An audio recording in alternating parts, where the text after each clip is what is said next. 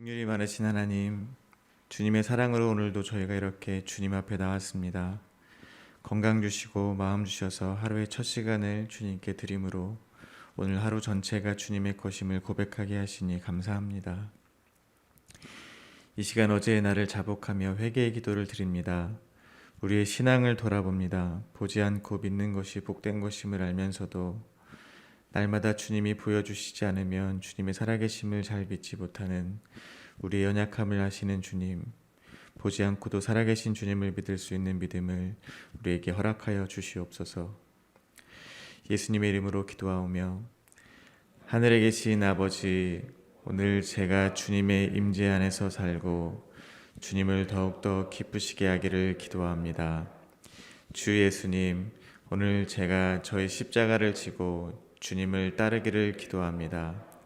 성령님, 오늘 성령님이 저를 충만하게 채워주시고 성령의 열매, 사랑과 희락과 화평과 오래 참음과 자비와 양성과 충성과 온유와 절제가 제 삶 속에서 익어갈 수 있도록 해 주시기를 기도합니다. 아멘.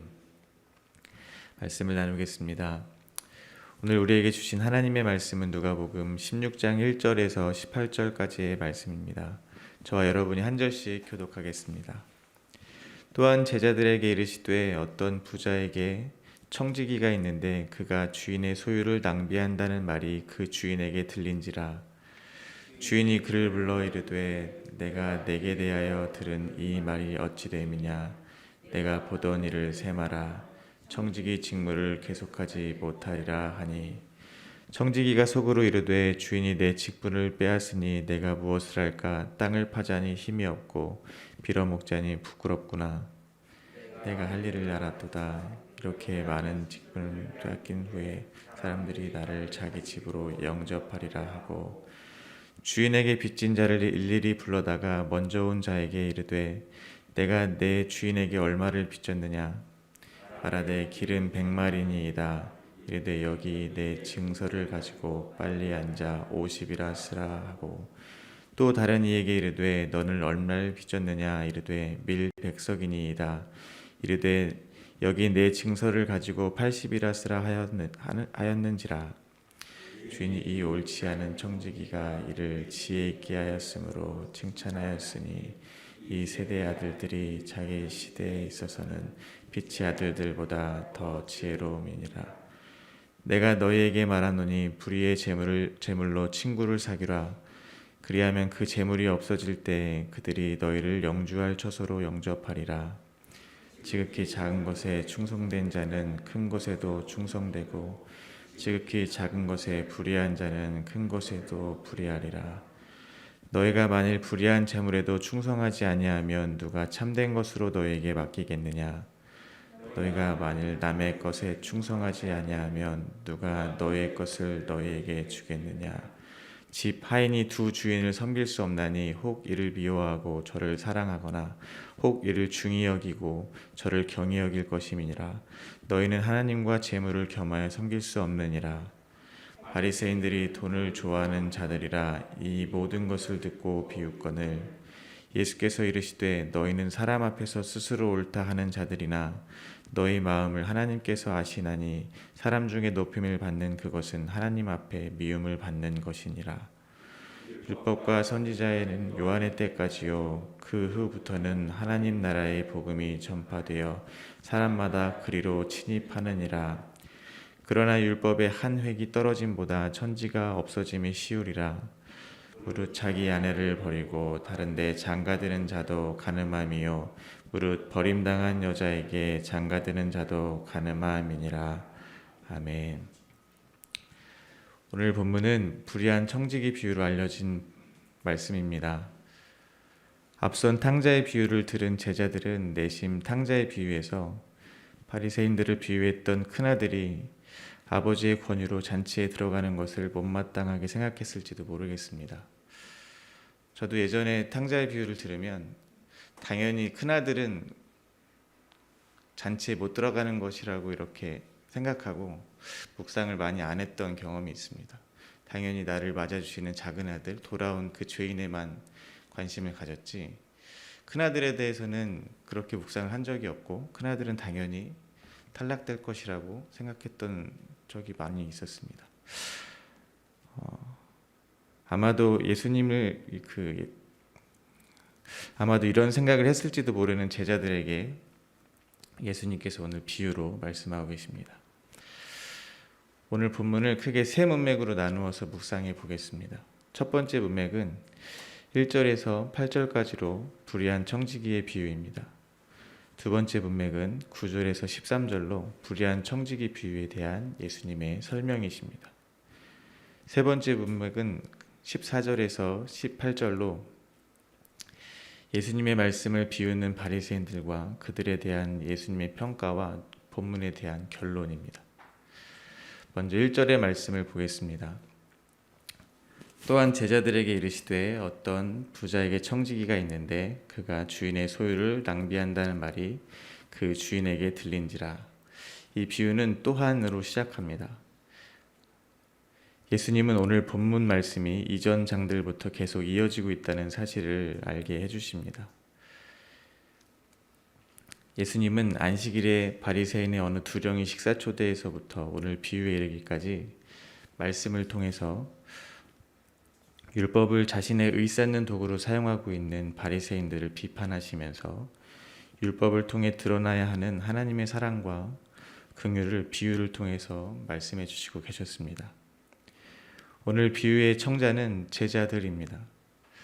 앞선 말씀들로 비추어 볼 때 저는 제자를 이렇게 정의하고 싶습니다. 자기를 부인하고 자기 십자가를 지는 삶을 사는 아버지의 긍휼을 입은 죄인들. 예수님의 말씀을 듣고 자신이 죄인임을 깨달은 제자들에게 예수님은 쉽게 납득이 가지 않는 비유를 말씀하시기 시작합니다. 왜 납득이 가지 않냐면 8절에서 다시 나오겠지만 불의한 행동을 하는 이를 칭찬하시기 때문입니다. 비유는 앞선 탕자의 비유와 비슷한 문장의 구조를 갖고 있습니다. 앞선 비유가 어떤 사람에게 두 아들이 있는데로 시작하는 것과 비슷하게 어떤 부자에게 청지기가 있는데로 시작합니다. 이 두 비유가 어떤 식으로든 연결되어 있음을 짐작할 수 있습니다. 누가복음 12장 42절을 보면 청지기는 주인의 집 종들을 맡아 때를 따라 양식을 나누어 주는 자입니다. 주인의 제사를 맡아 대신 관리하는 청지기와 주인의 관계에서 가장 중요한 것은 신뢰입니다. 이전 탕자의 비유와 대조해서 본다면 아무리 청지기와 주인의 신뢰 관계가 좋다고 해도 그들의 관계는 주종 관계입니다. 하지만 탕자의 비유에서 주인의 아들은 어떤 행위에도 주인인 아버지와 절대 깨어지지 않는 부자 관계입니다. 근본적으로 신분이 다른 청지기가 자신의 신분을 망각했는지 탕자의 비유에서 작은 아들과 같은 잘못을 저지릅니다. 주인의 소유를 허비한 것입니다. 여기에 쓰인 허비하다라는 단어와 탕자의 비유에서 둘째 아들의 행동에 쓰인 허랑방탕하게라는 단어는 같은 단어입니다. 아들이지만 종처럼 살았던 큰 아들과 대조하여 종이지만 아들처럼 주인의 소비를 허비하는 청지기의 행동에 주인은 그의 직무를 계속하지 못한다고 2절에서 이야기합니다. 우리말 성경으로 읽어보면 2절 마지막에 이렇게 나옵니다. 이제부터 자네는 내 청지기가 될 수 없네. 해고 통지를 당하는 것입니다. 그런데 주인의 소유를 허비한 청지기의 행동은 3절부터 7절을 보면 더 가관입니다. 청지기는 잘못을 뉘우치기는커녕 주인의 소유를 이용하여 자신의 살 방도를 구합니다. 여기서 아들과 종의 차이점이 생깁니다. 아들은 자신의 잘못을 뉘우치고 아버지께로 돌아가지만 종은 자신의 살 방도를 스스로 찾습니다. 청지기는 주인에게 빚진 자들을 불러 얼마를 빚졌는지 물어봅니다. 기름을 100말 빚진 자에게는 50이라 쓰게 하고 빚진 자에게 긍휼을 베풀어 줍니다. 또한 밀을 백석을 빚진 이에게는 80이라 쓰게 하여 또한 빚진 자에게 긍휼을 베풉니다. 그의 목적은 분명했습니다. 4절을 보겠습니다.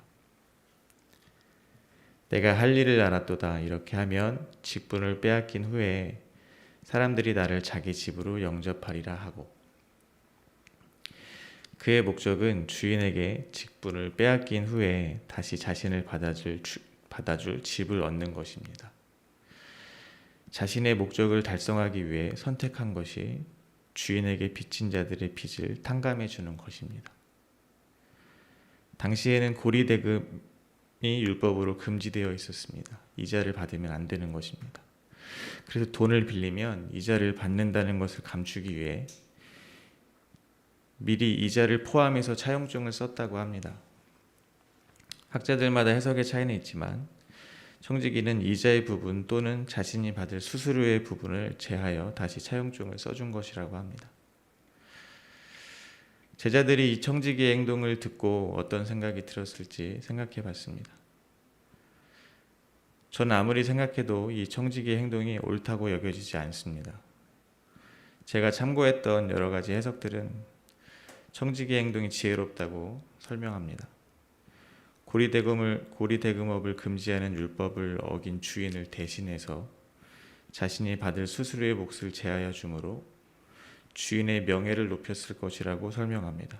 그러니까 청지기가 주인의 명예도 높이고, 주인은 이자가 줄긴 했지만 돌려받을 돈도 돌려받고, 빚을 진 사람들은 더 적은 이자를 갚게 되고, 그 보상으로 직장을 잃게 될 청지기를 자신의 집에 청지기로 재취업시켜준다는 이야기입니다.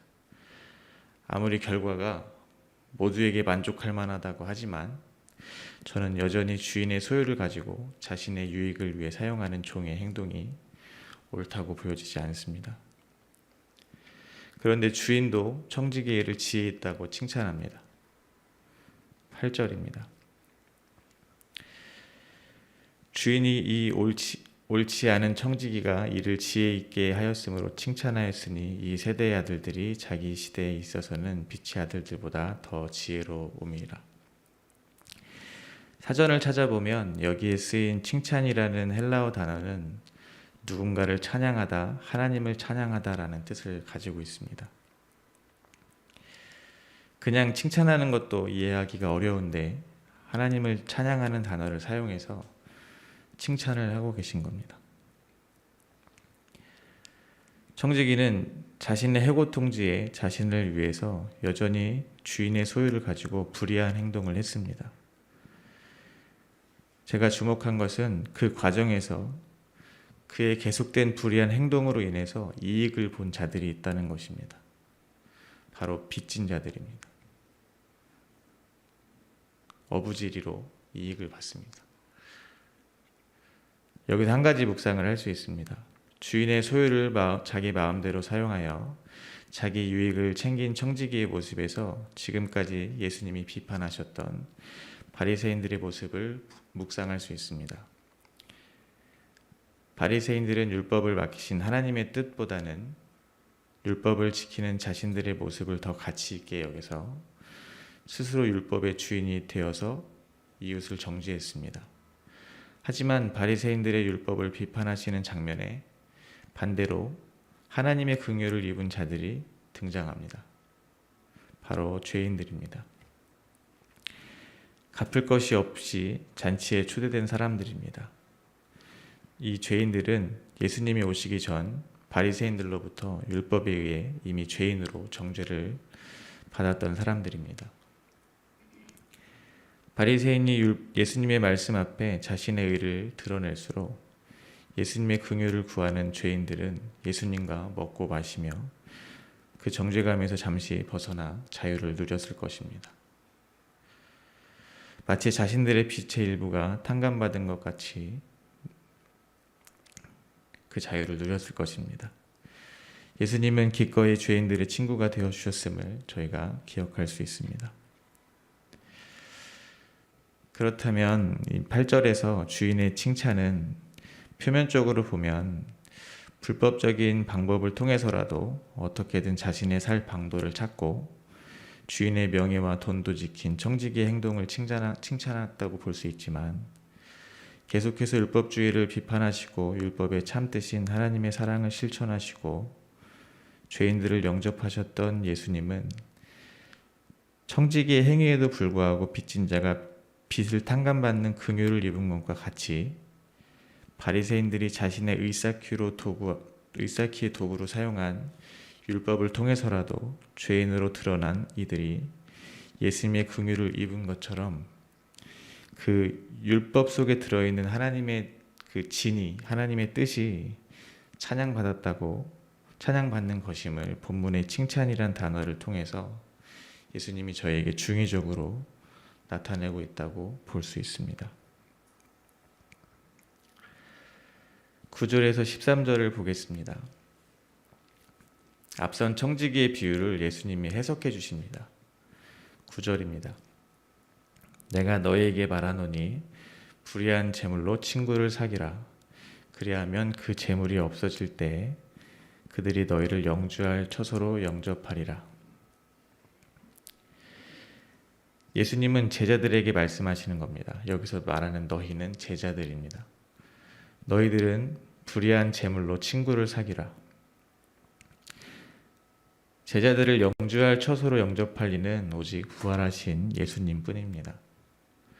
앞선 묵상에서 청지기의 비유를 통해서 바리새인들이 맡은 율법으로 인해 죄인으로 드러난 이들이 예수님의 친구가 되어 함께 먹고 마시는 모습을 떠올렸습니다.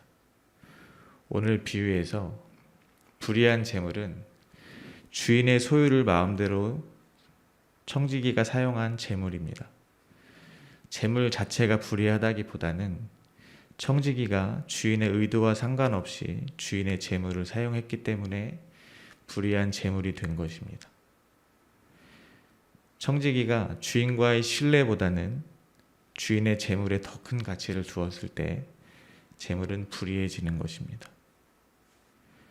청지기에게 주인이 주인에서 재물로 바뀐 것입니다. 예수님은 이를 13절에서 이렇게 표현하십니다. 집 하인이 두 주인을 섬길 수 없나니 혹 이를 미워하고 저를 사랑하거나 혹 이를 중히 여기고 저를 경히 여길 것임이라. 너희는 하나님과 재물을 겸하여 섬길 수 없느니라. 예수님께서 무리들을 보시며 죄자가 되려거든 자기 부인의 십자가를 져야 하고 자기의 모든 소유를 버리지 않으면 안 된다고 하신 것을 떠올려 보시면 청지기가 재물을 쌓으려고 한 것은 종으로서 주인의 긍휼에 의지하는 삶을 선택했다기보다는 자기의 의를 추구하려는 데서 비롯된 행동이라고 볼 수 있습니다. 불의한 재물은 바리새인들이 자기 뜻대로 자기 의쌓기의 도구로 사용한 율법이라고 볼 수 있습니다. 이를 통해서 친구를 사귄다는 것은 결국 바리새인이 율법을 지키는 것으로 자기 자신들을 스스로 높였던 것은 불의한 것이지만 그들이 지켰던 율법을 통해 내가 죄인임을 깨달아 예수님의 긍휼을 구하며 죄인들을 영접해 주시는 예수님께 나아가는 것이라고 생각할 수 있습니다. 은혜와 긍휼을 강조하다 보면 간혹 율법, 즉 모든 종교 생활에서 이루어지는 활동들을 다 필요 없다고 여기는 사람들을 만날 수 있습니다. 예수님의 이야기를 듣던 제자들, 즉 자신들이 죄인임을 알고 예수님의 긍휼을 구하는 이들이 본래 율법을 철저히 지키던 사람들로부터 자신들이 죄인이라고 정죄를 받았을 것입니다. 이들은 자신을 정죄하던 이들이 예수님으로부터 비판을 받을 때 속으로 어떤 생각을 했을까요? 예수님 편에 서서 아마 함께 정죄를 했을 것입니다. 자신이 받은 긍휼을 자신의 또 다른 의로 삼아서 저런 율법주의자들 하면서 비판했을 것입니다. 현대사회에서도 신앙생활을 하는 저희들은 은혜를 강조하는 사람일수록 교회의 형식은 필요 없다. 교회에서 하는 모든 종교 활동들은 의미 없다. 마치 허무주의에 빠진 것처럼 그렇게 얘기하시는 분들이 있습니다. 그러면서 정작 본인들은 너무 자유롭게 잘 살면서 그걸 지적하는 사람들한텐 하나님의 자유를 얘기합니다. 예수님은 이렇게 또 다른 교만에 빠졌을 수도 있는 제자들에게 오늘의 비유를 말씀하시면서 율법과 은혜에 대해서 가르치고 계신 것입니다. 요한복음 5장 45절을 보면 이렇게 나옵니다. 내가 너희를 아버지께 고발할까 생각하지 말라. 너희를 고발하는 이가 있으니 곧 너희가 바라는 자 모세니라. 예수님은 요한복음에서 유대인들에게 내가 너희를 고발하는 것이 아니고 모세가 고발한다고 말씀하셨습니다. 여기서 모세는 율법을 대표합니다. 쉽게 얘기해서 도로교통법이 없으면 무단횡단이라는 죄가 성립되지 않습니다. 법은 죄를 드러나게 하는 역할을 하기도 합니다. 16장 1절 말미에서 주인에게 들린지라 라고 번역되어 있는 들린지라에 해당하는 단어는 참소하다의 뜻이 담겨 있습니다. 예수님은 참소당한 청지기의 비유를 통해서 여전히 불의한 청지기의 행동에도 불구하고 재물을 통해 빚진 자에게 긍휼을 실천했던 것 같이 바리새인들이 여전히 불의함에도 불구하고 율법은 죄인들을 깨우쳐서 하나님 앞에 나가게 하는 그 역할을 충실히 하고 있었음을 저에게 깨닫게 하고 계십니다. 이는 이제껏 하나님의 은혜와 긍휼을 입은 자들이 오히려 은혜를 오해해서 율법이 필요 없다고 생각할 수 있기에 주님은 그들에게 율법을 지키는 삶이 잘못된 것이 아님을 바로 잡아주고 계신 것입니다. 율법은 나를 죄인으로 참소하여 죄인임을 깨닫게 하고 내가 예수님의 긍휼을 입게 합니다. 그러므로 10절부터 12절에 나오는 지극히 작은 것과 큰 것, 불의한 재물과 참된 것, 남의 것과 너희 것의 관계는 율법과 은혜의 관계에 대한 비유로 묵상할 수 있습니다. 우리는 지극히 작은 것에 충성해야 큰 것에도 충성할 수 있듯이 율법과 은혜는 반대말이 아니고 서로 뗄 수 없는 관계임을 비유를 통해서 묵상할 수 있습니다. 마지막 문맥입니다. 14절에 나오는 바리새인들이 예수님의 이야기를 듣고 비웃습니다. 예수님은 바리새인들이 비웃는 이유를 돈을 좋아하는 자들이라서라고 말씀하십니다. 그리고 그들을 정의하시기를 사람 앞에서 스스로 옳다 하는 자들이라고 하십니다. 계속해서 저희가 묵상했듯이 자기 부인의 십자가를 지는 것과 반대로 자기 의를 쌓는 자들이라고 말씀하시는 것입니다. 율법을 어기면서까지 불의한 방법으로 자기 유익을 꾀했던 청지기를 칭찬하시는 예수님의 비유가 스스로 생각할 때 율법을 아주 잘 지키고 있다고 믿으면서 자신들은 의롭다고 생각했던 이들이 들었을 땐 말이 안 되는 이야기입니다. 그래서 비웃는 겁니다. 15절에서 예수님은 이들을 보며 사람 중에 높임받는 것이 하나님 앞에 미움을 받는 것이라고 선언하십니다. 하나님의 미움을 받으면 심판입니다. 천국에 갈 수 없습니다. 16절과 17절입니다. 율법과 선지자의 때까지요. 그 후부터는 하나님 나라의 복음이 전파되어 사람마다 그리로 침입하느니라. 그러나 율법의 한 획이 떨어짐보다 천지가 없어짐이 쉬우니라. 예수님은 오늘 비유가 율법과 하나님 나라의 복음, 즉 은혜에 관한 이야기였음을 더 직접적으로 설명해 주십니다. 메시아가 올 것을 예언했던 율법과 선지자는 요한의 때까지입니다. 메시아이신 예수님이 오신 이후에는 복음이 선포되고 은혜의 시대가 시작되었습니다. 하지만 앞에서 묵상하신 것 같이 예수님이 바리새인들의 외식적인 율법 지킴을 비판하고 죄인들을 영접하는 예수님의 긍휼을 맛본 자들이 또 다른 교만에 빠져서 율법은 아무 소용이 없다고 착각하는 이들에게 예수님이 다음과 같이 선포하시는 것입니다. 17절과 18절 같이 보겠습니다.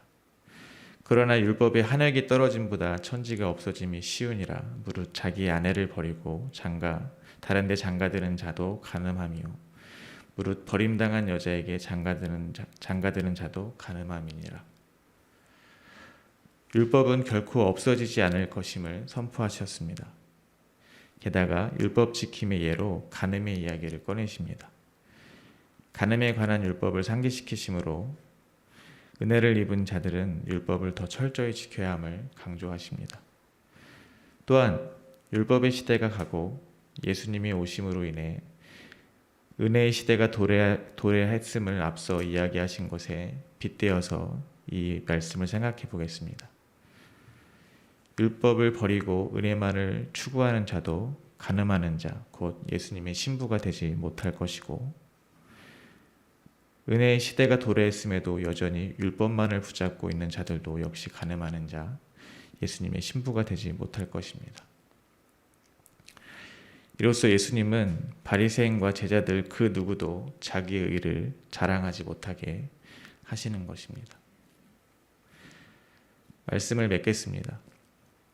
저희는 이번 한 주 동안 하나님 아버지께서 죄인된 우리들이 아버지의 마음을 알기를 얼마나 원하시는지를 묵상했습니다. 그런데 성경에는 하나님의 마음에 합한 자라는 칭찬을 받은 이가 있습니다. 바로 다윗입니다. 다윗은 시편 1편에서 이렇게 고백합니다. 복 있는 사람이 오직 여호와의 율법을 즐거워하고 그의 율법을 주야로 묵상한다고 고백합니다. 저는 주님이 값없이 주신 은혜가 자칫 우리의 방종을 조장하지 않기를 소망합니다. 또한 예수님을 따라 사랑과 섬김의 삶을 살긴 원하지만 때때로 도저히 사랑할 수 없는 사람들을 만나 여전히 내 안에 미움이 가득함을 깨닫고 좌절하지 않고 그때마다 죄인을 찾아오시어 우리를 회개케 하시는 주님의 긍휼에 의지하시기를 소망합니다. 말씀을 맺겠습니다. 오늘도 율법을 묵상하며 하나님을 사랑하고 이웃을 사랑하는 복된 삶을 사시는 저와 여러분이 되시기를 기도드립니다.